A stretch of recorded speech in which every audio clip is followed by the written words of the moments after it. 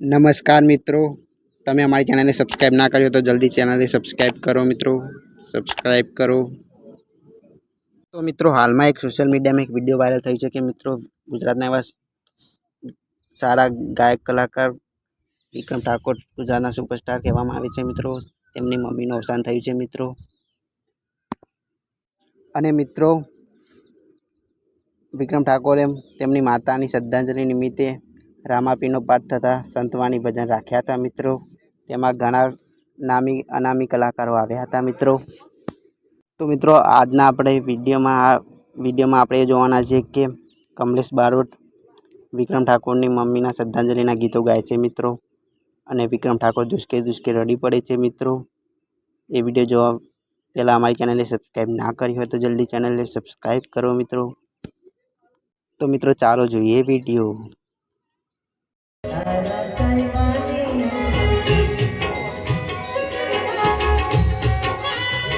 બધા જાણે હું મારા વખાણ ના કરું, પણ હું એક એવો કલાકાર છું સાહેબ કે મને છે ને કદાચ આખી રાત દોડાવો તો મારી ભૂખ ના ભાગે યાર, કારણ કે આ સંગીત ના હોત ને તો અમે ઝીરો હતી। સંગીત ના હોત ને તો આ કમલેશ બારોટ, વિક્રમભાઈ ઠાકોર કોઈ ઓળખતું ના હોત યાર। हाँ, संगीत को अमर शक्ति है जिन सुर में बसे है राम। रोगी को राग सुनाए तो रोगी को मिले आराम। प्यार नहीं है सुर तेरी को, प्यार नहीं है सुर तेरी को, इंगार नहीं, प्यार नहीं है सुर तेरी को, क्या सुर में तो सुर में जागे,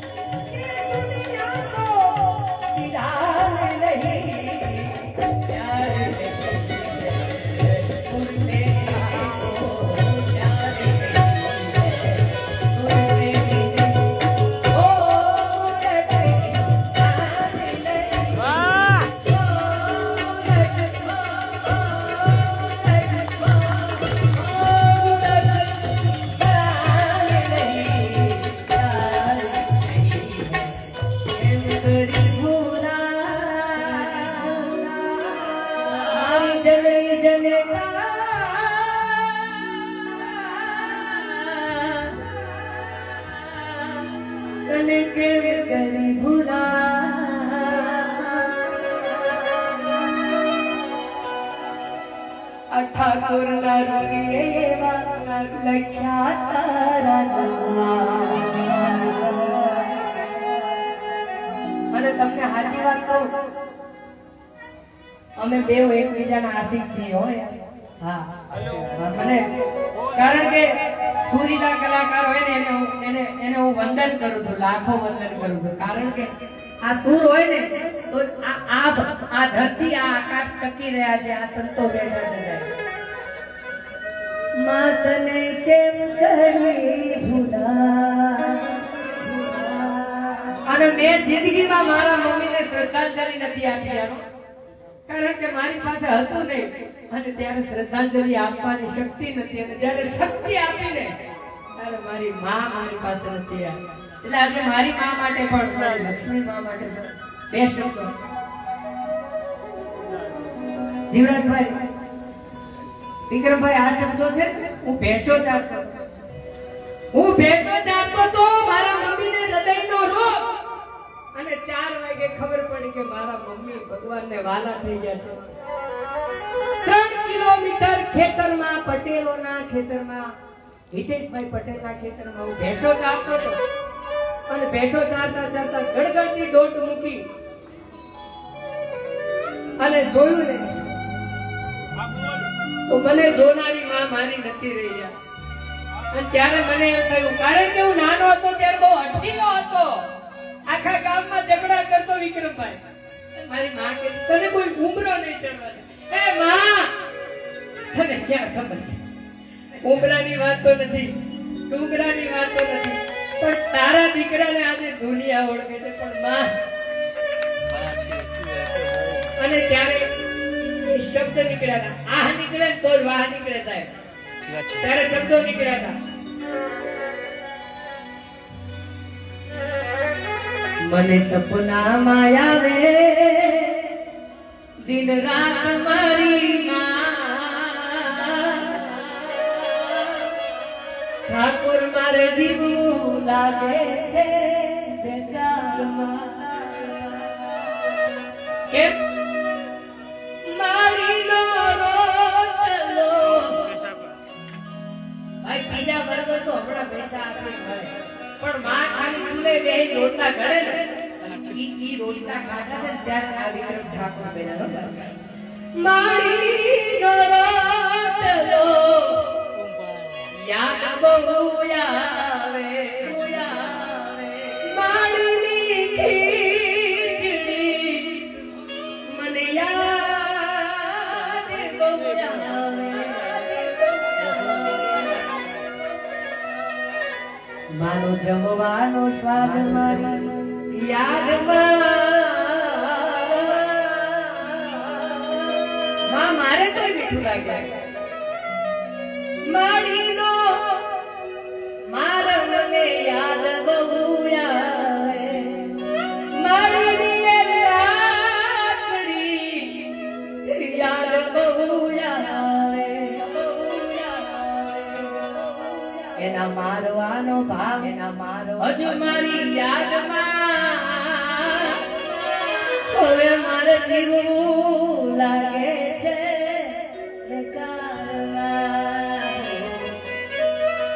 મને સપનામાં આવે દિન રાત મોરી માં, મારે જીવવું લાગે છે બે. અને આજના હળહળ કળયુગમાં કેવા ગીતો ગવાય અને ગાવું પડે, જનરેશનમાં રહી. પણ વિક્રમભાઈ માટે બે શબ્દો. અરે એકલો મને મિલી ગયા કોના રે સહારે, મર ગયા ક્યાં મેલીને આ દિલ મારું પુકારે, આ દિલ નથી લાગતું, મારું મન નથી માનતું, હવે પછી જીવું છું માં તારી યાદોના સહારે, જીવું છું માં તારી યાદોના સહારે. અમારો વિડીયો ગમે તો ચેનલને જલ્દી સબસ્ક્રાઈબ કરી દો મિત્રો.